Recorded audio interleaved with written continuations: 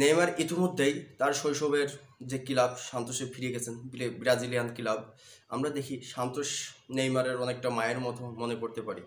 সন্তান যেমন একটা শিশুকে বড় করে এবং ওই সন্তানই বড় হয়ে তার মাকে বড় করেন একদিন। নেইমার তার শৈশবের যেখান থেকে বেড়ে ওঠা, আসলে নেইমার জন্ম নিয়েছিল সেখানে নেইমার আবার ফিরে গেলেন।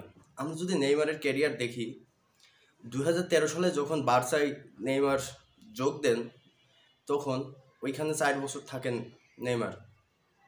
4 বছরের মধ্যে তার শিরোপা, চ্যাম্পিয়ন লিগ একটা অর্জন করেন, লা লিগা শিরোপা 2টা অর্জন করেন। নেইমারের ক্যারিয়ার আসলে ইনজুরির জন্য কখনো মসৃণ হয়নি। এর জন্য উজ্জ্বল নক্ষত্র থেকে পথ হারানো এক নাম নেইমার জুনিয়র। নেইমার জুনিয়রের ক্যারিয়ারে যখন 2017 সালে বার্সার সঙ্গে বিচ্ছেদ ঘটান, তখন মেসি তাকে বলেছিল যাওয়ার জন্য, না করেছিলেন। তারপরেও তিনি প্যারিসে যখন জমান, নেইমার একটা সাক্ষাৎকারে বলেছিল প্যারিস তার নেইমারের প্রিয় শহর প্যারিস। 2023-এ নেইমার প্যারিসের সঙ্গে বিচ্ছেদ ঘটিয়ে আল হেলালে যোগ দেন, সৌদি ক্লাব মধ্যপ্রাচ্যে। তো নেইমারের যদি আমরা বলি, নেইমার এমন একজন খেলোয়াড়, তিনি রোনালদো এবং মেসির সঙ্গে যাকে তুলনা করা হতো, সে আসলে ওইভাবে তার কেরিয়ার শেষ দিকে আসলে রাঙাতে পারেনি, কারণ ইনজুরির থাবায় পড়ে বারবারই মাঠের বাইরে চলে গিয়েছিল নেইমার। নেইমার এমন একজন খেলোয়াড় যে তাকে আপনি ভালোবাসতেই হবে, এবং তার যে স্কিল, পায়ের যে জাদু, কিন্তু আসলে বারবার ইনজুরির কারণে খপ্পরে পড়ে সে মাঠের বাইরে চলে যান। এবং নেইমার তার প্রিয় ক্লাব, শৈশবের স্মৃতি বিজড়িত যে ক্লাবটি সান্তোস, সেখানে নেইমার আবার ফিরে যাচ্ছেন।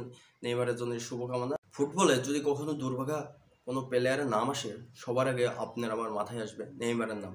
আসলে ইনজুরির কারণে নেইমার, তিনি মাঠে বার্সা ছাড়ার পর থেকে আর ওইভাবে নিয়মিত তিনি মাঠে তার খেলা পারফরমেন্স করতে পারতেন না। বরাবরই সেই ইনজুরি বাধাই পড়ে মাঠের বাইরে তাকে চলে যেতে হয়, এবং নেইমারের যেন ইনজুরি পিছু ছাড়ছে না। এবং নেইমার এমন একজন খেলোয়াড় যাকে একসময় মনে করা হতো রোনালদো, মেসির সঙ্গে তুলনা করা হতো, এবং তার যারা ব্রাজিলিয়ান সাপোর্টার এবং ভক্তরা আছে, তারা এখন পর্যন্ত বলে যে নেইমার বেস্ট মেসির থেকে। এরকমই চায়ের দোকানে তর্কে জড়ায়। তো নেইমার আসলেই ইনজুরির কারণে বারবারই সে মাঠের বাইরে তার থাকতে হয়। এখন তার শৈশবের ক্লাব সান্তোসে সে ফিরে যাচ্ছেন, এবং তার জন্য শুভকামনা। সে বাকি জীবনটা যেন ওইখানে সুন্দরভাবে ফুটবলকে আবার নতুনভাবে রাঙিয়ে সে তার সান্তোস শৈশবের ক্লাব ওয়ার্ল্ডের মধ্যে পরিচিতি করে দিতে পারেন।